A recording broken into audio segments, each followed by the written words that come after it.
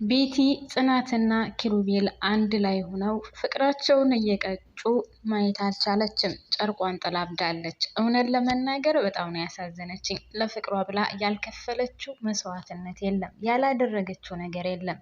ይህ ሰው ነፍስም ቢሆን ለማጥፋት ዝግጁ ነበረች፣ ኪሩቤልን ለራሷ ለማድረግ። ነገር ግን እንዳለመታደል ሆኖ ቤቲ ኪሩቤል የእሷ ሊሆን አልቻለም። በጣም ከባድ ነው። በነገራችን ላይ በትክክለኛው ህይወትም እንደዚህ አይነት ህይወት የሚገጥማቸው ብዙ ልጆች አሉ።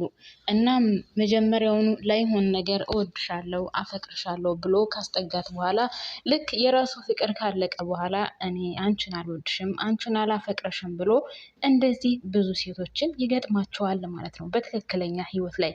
እናም የቤቲ ህይወት ይህንን ነገር ያጠነጠነ ወይም በዚህ መሰረት የሚሄድ ነው እና እውነት እንደ ዛሬ አሳዝናኝ አታውቅም። የምትወዱትን ማጣት በጣም ከባድ ነው በዚች ምድር ላይ ከቤተሰብ ጀምሮ ማለት ነው። እና ቤቲ በጣም ነው ያሳዘነችኝ። እግዚአብሔርን በቃ አበደች እኮ፣ እራሷን ጣለች። የምትናገረውን አታውቅም። ሁሉም ሰው ገሸሽ ብሏል በነገራችን ላይ።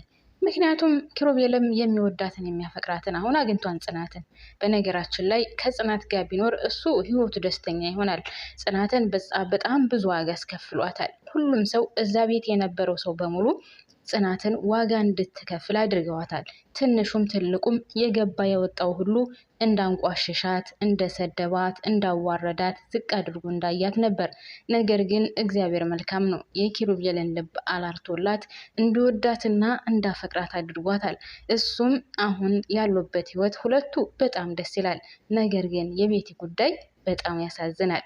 ሰላም ጤና ይስጥልኝ ውድና የተከበራችሁ የቻላኔ ቤተሰቦች በያላችሁበት የዓለም ዳርቻ ሰላማችሁ ይብዛልኝ። ይህ ቪዲዮ የሚደርሳችሁ ሁላችሁም ላይክ እና ሰብስክራይብ እያደረጋችሁ በተለይ ላይክ በማድረግ እንድትጀምሩት በትህትና ጠይቃለሁ። አመሰግናለሁ። ጽናት ድራማ በጣም የሚያሳዝንና በጣም የሚያጓጓ ሆኗል ማለት ነው። እስከ ዛሬ ድረስ እኔ ኪሩቤልን በጣም ስሰድበው ነበረ በጽናት ምክንያት።